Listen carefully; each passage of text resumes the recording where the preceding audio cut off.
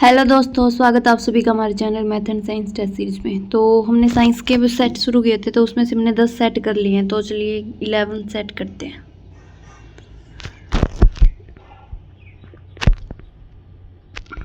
तो इस सेट का हमारा फर्स्ट क्वेश्चन है कि सबसे हल्की धातु कौन सी होती है। तो जो लिथियम होती है वो हमारी सबसे हल्की धातु है। तो इसका राइट आंसर हो जाएगा लिथियम सबसे हल्की धातु होती है। ठीक है, सेकंड क्वेश्चन देखते हो। तो इस सेट का हमारा सेकंड क्वेश्चन है कि चावल को पॉलिश करने में कौन सा विटामिन नष्ट हो जाता है। मतलब जब चावल को पॉलिश किया जाता है तो उसमें कौन सा विटामिन है वो नष्ट हो जाता है। तो चावल को पॉलिश करने पर थायमिन विटामिन B1 नष्ट हो जाता है। ठीक है, थर्ड क्वेश्चन है कि प्याज तथा लहसुन में गंध किस तत्व के कारण आती है। तो किस कारण होता है, मतलब उनके अंदर जो स्मेल आती है वो किस तत्व के कारण आती है। तो वो पोटेशियम के कारण होती है।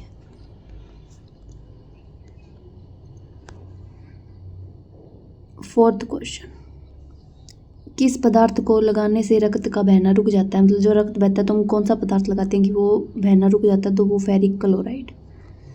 फिफ्थ क्वेश्चन है कि सबसे भारी धातु कौन सी होती है। तो जो ओस्मियम है वो सबसे भारी धातु होती है। तो राइट आंसर हो जाएगा ओस्मियम। सिक्स्थ क्वेश्चन है कि हमारे पास D2O का सामान्य नाम क्या है। तो ये भारी जल है। ठीक है, इसका अनुभार 20 होता है। तो इसका नाम है भारी जल, हैवी वाटर।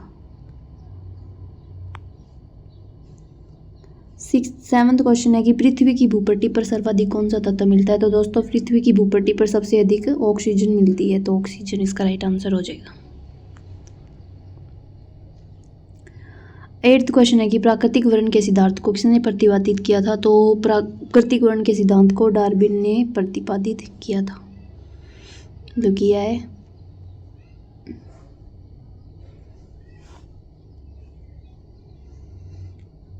अब नाइन्थ क्वेश्चन है कि फोटोक्रोमिक कांच में क्या व्यवहित होता है। तो फोटोक्रोमिक कांच में सिल्वर आयोडाइड व्यवहित होता है। 10th क्वेश्चन हमारे पास है कि नींबू में कौन सा अम्ल पाया जाता है। तो नींबू में हमारे पास साइट्रिक अम्ल पाया जाता है, साइट्रिक। 11th क्वेश्चन है कि कौन सा विटामिन है जिसको हम गर्म करने पर नष्ट हो जाता है। तो विटामिन C गर्म करने पर नष्ट हो जाता है।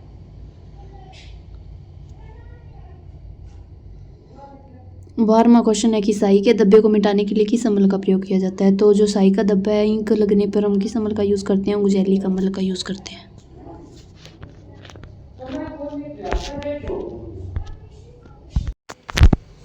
नेक्स्ट हमारे पास है 13वां क्वेश्चन कि कीटों में क्या होते हैं। तो कीटों में 6 पाद और 4 पंख होते हैं। 14th क्वेश्चन है कि जो खाना होता है उसको ज़्यादा पकाने पर कौन सा अम्ल नष्ट हो जाता है। तो खाना को जब हम ज़्यादा पकाते हैं तो उसमें जो फोलिक अम्ल होता है वो नष्ट हो जाता है। 15वां क्वेश्चन है कि दूध में कौन सा अम्ल पाया जाता है। तो दूध में लैक्टिक अम्ल पाया जाता है। 16वां क्वेश्चन है कि हमारे पास जो गोइटर रोग है वो किस कारण होता है। तो गोइटर रोग शरीर में जब आयोडीन की कमी हो जाती है तो आयोडीन की कमी के कारण गोइटर रोग हो जाता है। 7वां क्वेश्चन है कि एपीकल्चर का संबंध किस क्षेत्र से है। तो एपीकल्चर के अंदर हम क्या करते हैं, मधुमक्खी पालन। तो ये मधुमक्खी पालन से इसका संबंध है। 18वां क्वेश्चन है कि सेरिकल्चर का संबंध किस क्षेत्र से है। तो सेरिकल्चर में क्या होता है, रेशम उत्पादन। तो इसका संबंध रेशम उत्पादन से है। 19वां क्वेश्चन है कि प्रोटीन का पाचन किस अंग में होता है। तो जो प्रोटीन का पाचन है वो छोटी आंत में होता है।